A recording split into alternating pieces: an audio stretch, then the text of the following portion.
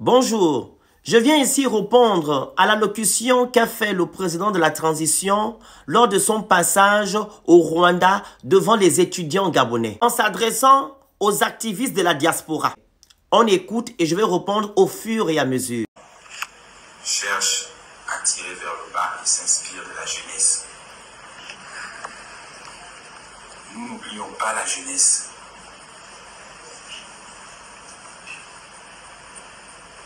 C'est bien beau quand je vois les gens se plaindre, insulter,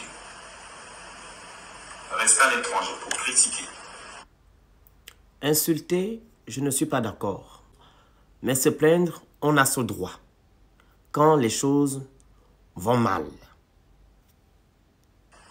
On critique quoi? Quand on a fini ses études, on rentre chez soi. Nous avons ouvert... Quand on finit, on rentre chez soi. Monsieur le président de la transition, vous avez dit que il y a 35% de chômeurs au Gabon. Est-ce que les 35% de chômeurs, là, on a déjà trouvé un boulot là-bas?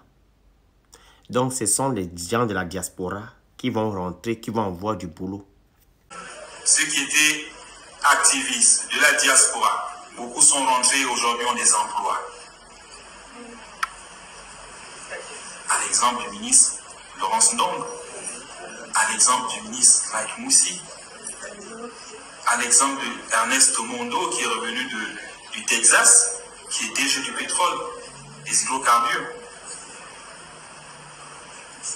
à l'exemple de Mkouti Albi, qui est DG de la NEF. Alors, monsieur le président de la transition, premièrement, madame Laurence Ndong n'a jamais été activiste, elle-même le dit.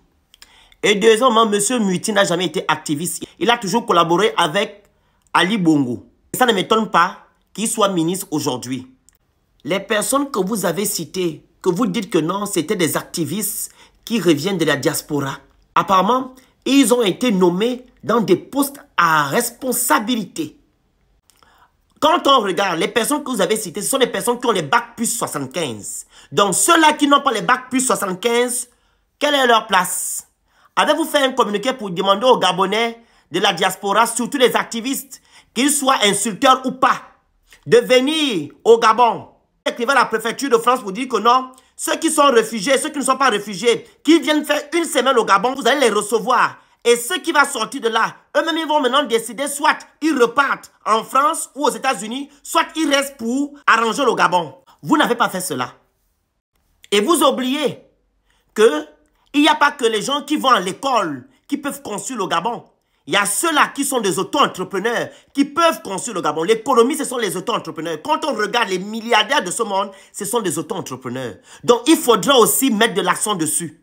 Qui étaient tous dans la même diaspora que vous et qui rentrent travailler pour leur pays. Donc, c'est ça le Gabon.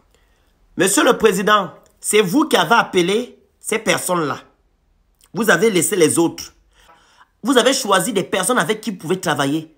Mais vous oubliez que tous les Gabonais doivent vous accompagner, voilà, pendant votre transition. Comme je l'ai dit tantôt, que ça soit des insulteurs ou pas, ce sont des Gabonais.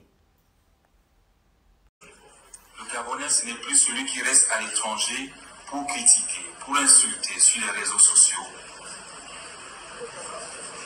Les insultes ne nous touchent pas parce que nous sommes blindés. Par rapport aux injures, comme j'ai dit tantôt, je ne suis pas d'accord. Moi, j'ai toujours fait mes vidéos, je ne vous ai jamais insulté et je ne vais pas vous insulter. Je dis juste des vérités avec des arguments. Voilà. La critique doit être constructive. Et dans la critique jaillit la lumière. Donc, si vous ne voulez pas la critique, ça veut dire que non, nous sommes dans une dictature. Donc, vous devez accepter les critiques. Et les critiques vont faire en sorte que non, vous puissiez avancer et que le véritable changement puisse prendre place. C'est ce que nous voulons. Et qu'ils ont les diplômes, et qui viennent travailler. On a ouvert le pays. Ne cherchez plus de prétextes. Ceux qui sont compétents n'ont qu'à rentrer. Et ceux qui ne sont pas compétents, ceux qui n'ont pas de diplôme, ils font quoi? Donc, ils ne peuvent pas rentrer. Donc, ils ne sont pas considérés en tant que Gabonais. Et comment on va rentrer et vouloir avoir des postes quelque part, sachant que vous avez remis les PDGistes dans les postes à responsabilité, au Sénat, partout, partout, partout. Vous n'avez pas pensé aux personnes lambda. Là, vous faites de la discrimination. Je dis on construit le Gabon avec tous les Gabonais. Chacun doit mettre sa pierre à l'édifice. Oui, c'est de ça qu'il s'agit. Pour que le Gabon soit un Gabon qui appartient aux Gabonais. Et pas à certains Gabonais. C'est vrai qu'il y a 35% des jeunes Gabonais au chômage, des diplômés, et qui espèrent travailler. Voilà. 35% des Gabonais au chômage. Si on disait qu'il y avait 5%, tout le monde pouvait rentrer. Mais il y a 35%. Trouvez d'abord du boulot à ces 35%, au lieu de demander aux gens qui sont à l'étranger, qui ont déjà fondé leur famille, qui ont déjà une vie sociétale en Europe. Ils ont déjà tout conçu en Europe. Ils vont rentrer comme ça pour tout recommencer.